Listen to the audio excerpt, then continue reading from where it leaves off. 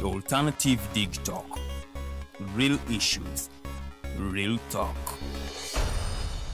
At first, we hit your gadgets with our state-of-the-art digitalized mobile studio with the debate on the road behind the wheels. Later, we launched our magnificent studios located on Plot 1A, Sewagude Close, Lukulinanganda, Machindye, Kampala, where we bring to you our must-watch shows like The Mighty Drive, Monday to Friday, 8 a.m., Hotline, Mondays, 7 p.m. As for legal matters, Twins at Bar, Tuesdays, 11 a.m. Wednesdays, 6 p.m. is Afro-Caribbean Link, where we connect Africa with the Caribbean. Voltage on Thursdays, 7 p.m., featuring a youthful panel. Interface with Dr. Kiza Besigye every Friday, 12 p.m. with his call to action against injustices. Snap Talk, Saturdays, 6 p.m. with the trio. A must-watch, The Political Dice, Sundays, 8 p.m. with the duo that never stammers, and so much more. Watch us live on all our social media platforms. We are The Alternative Digitalk. Real issues, real talk.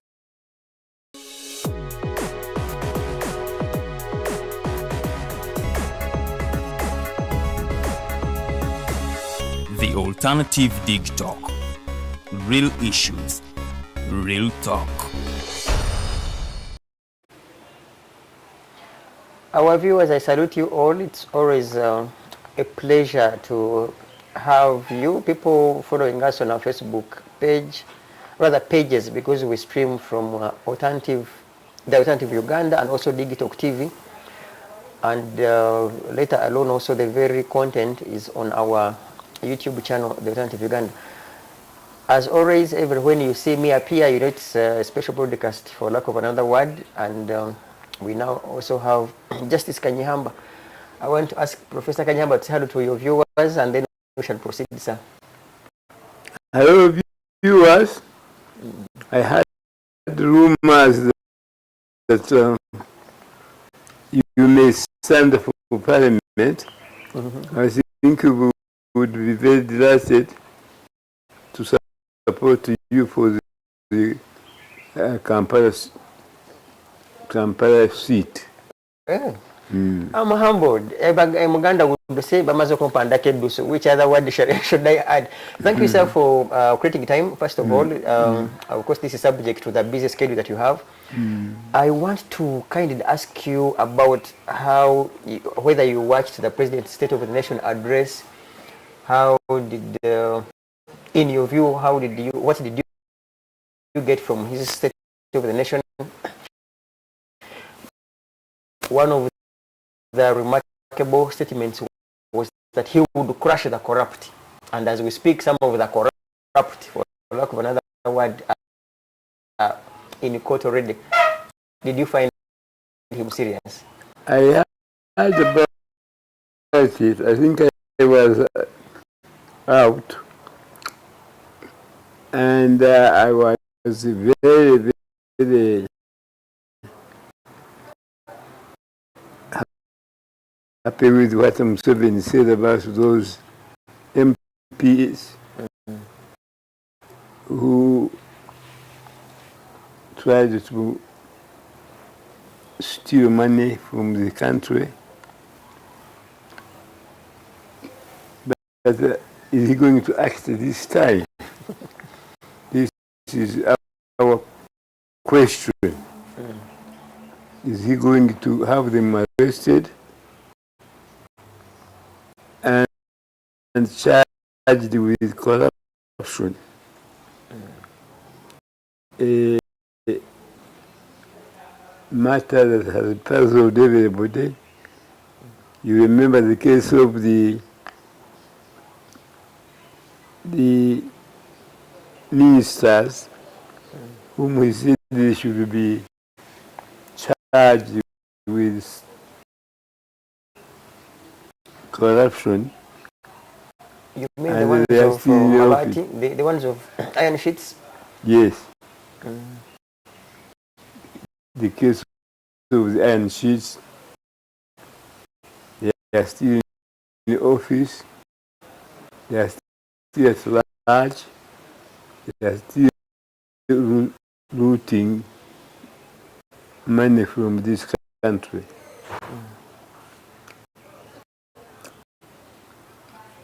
many rumors circulated around that story.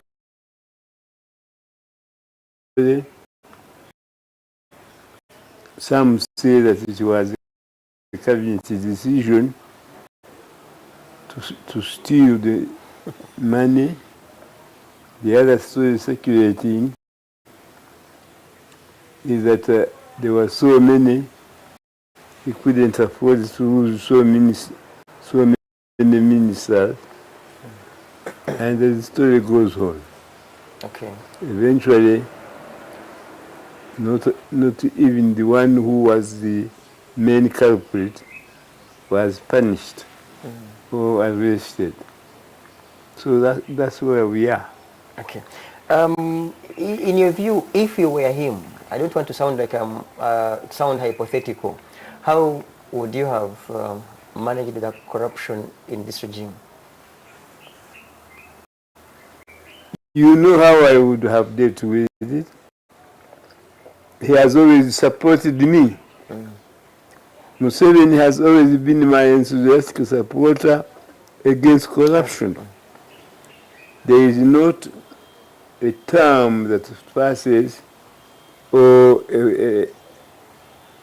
a passage of time that he has not condemned corruption as I have. Indeed, every term that passes, every new term of his, he says corruption, like Kanyeihamba, is a danger to this nation, and it is going among his priorities to fight. But once he got his corrupt people in office, he keeps quiet. How differently would you have managed such a situation? Because for him, you say he keeps quiet, and I think it is evident. So how differently would you have? Do you sack the entire cabinet? What happens? If he had acted according to what he was telling us, half of the cabinet should not be there. They should have been removed from office. They should have been punished. They should have been prosecuted. And this country would be 100% better off. Okay. I wanted to ask you, previously when we were having a light chat, you mentioned, which I suppose that our viewers might want to also hear your say on record, in regards to how Honorable Kyagulanyi has managed what some other people might consider as a scandal or something like that. Of late, we may not run away from saying that no, seems to have cracks.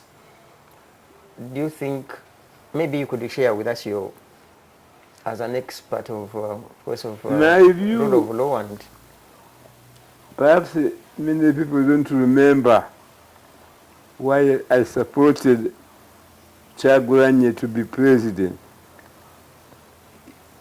My mind was that he would work closely with the Karaka and Katikkiro of Buganda. And considering the elections of the last elections, the result, I think Buganda has never had a president for a long time, or for longer than they were allowed.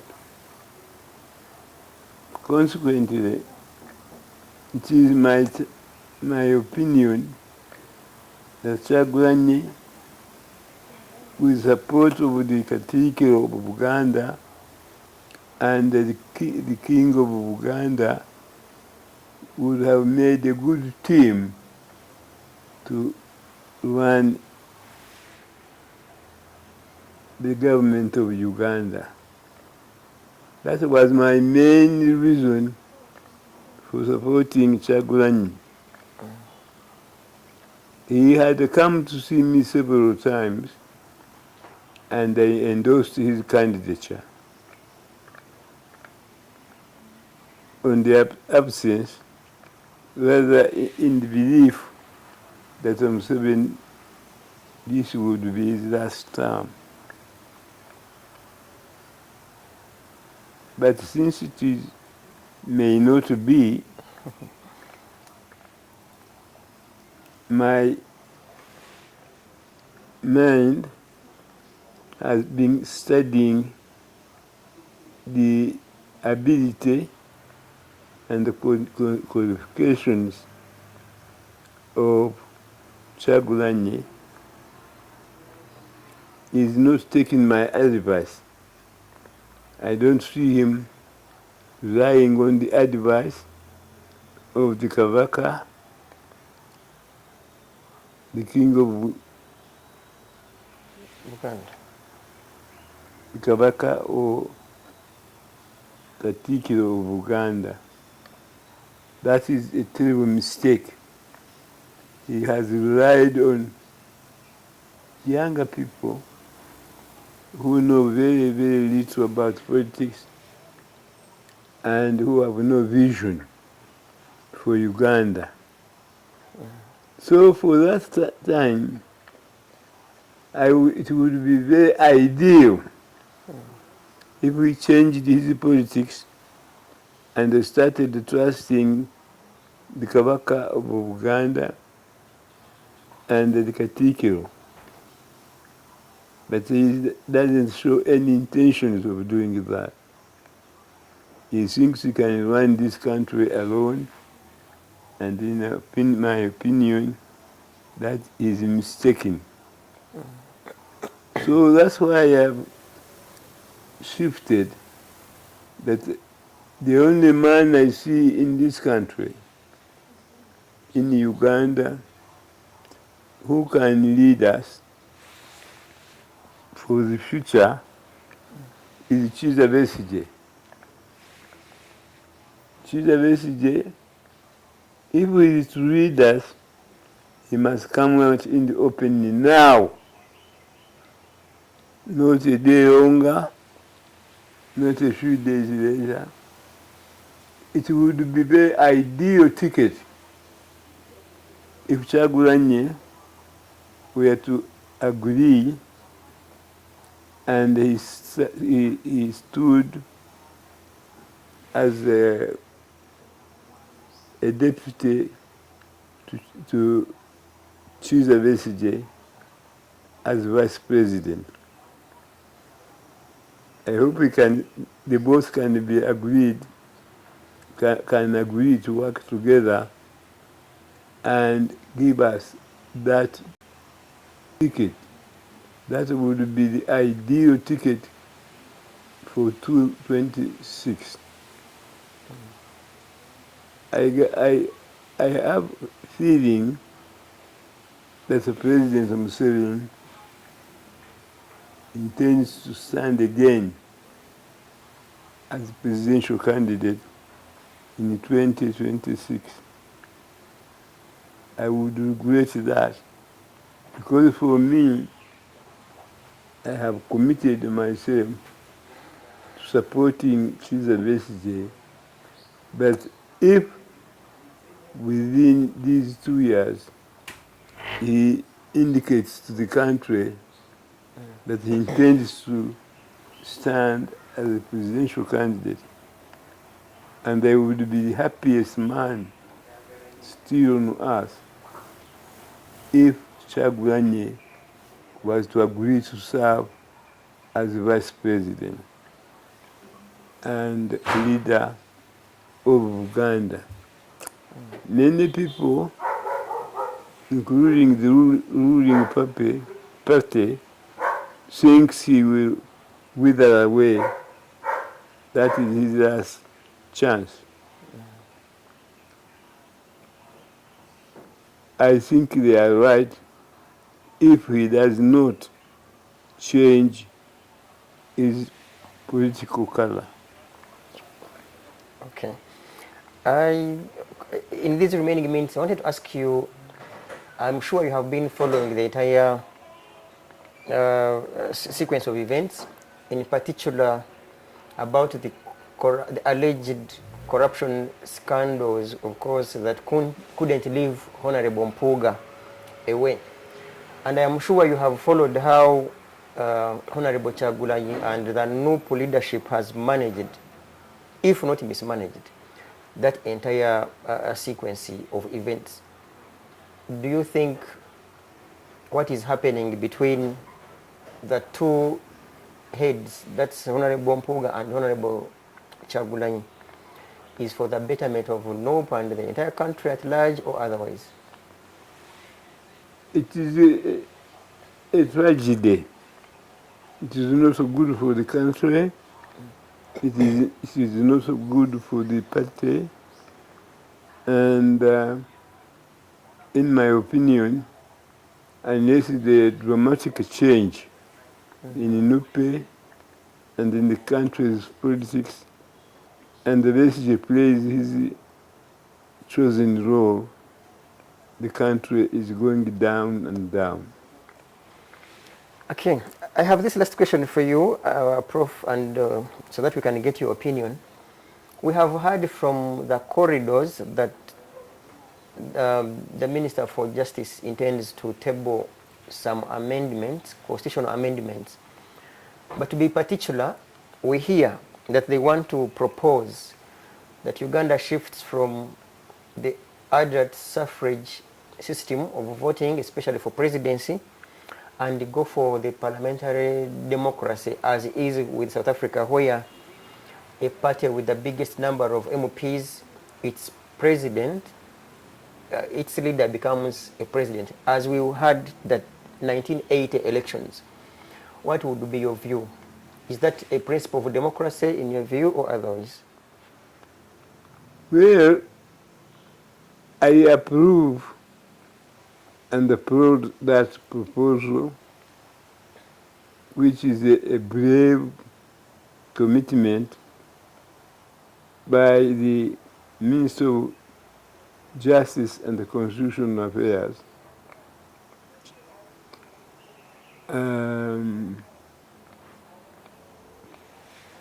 It is definitely democratic.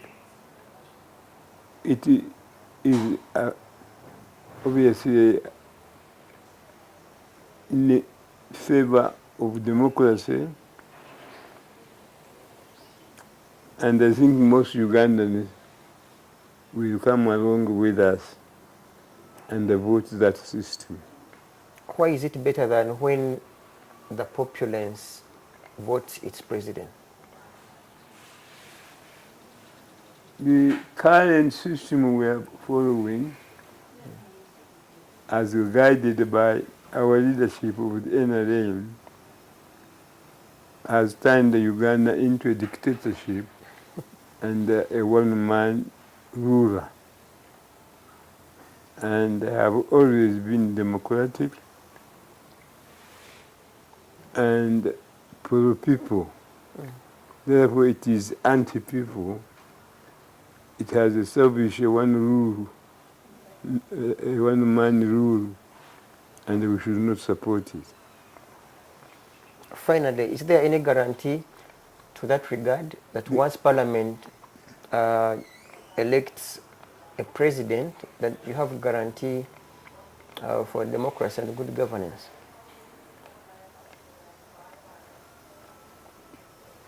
Except in Europe, even in Europe there are some doubts. The fact that the president and his shift of power is not static, nor is it guaranteed. So it's a try and error. That's right. Okay, our viewers, catch you next time. Keep it TikTok. Everywhere we have anything burning, we'll forever be grateful, and of course look for Professor Kanyeihamba to give us highlights of what is trending in the country in terms of human rights, constitutionalism, governance, to mention but a few. See you next time.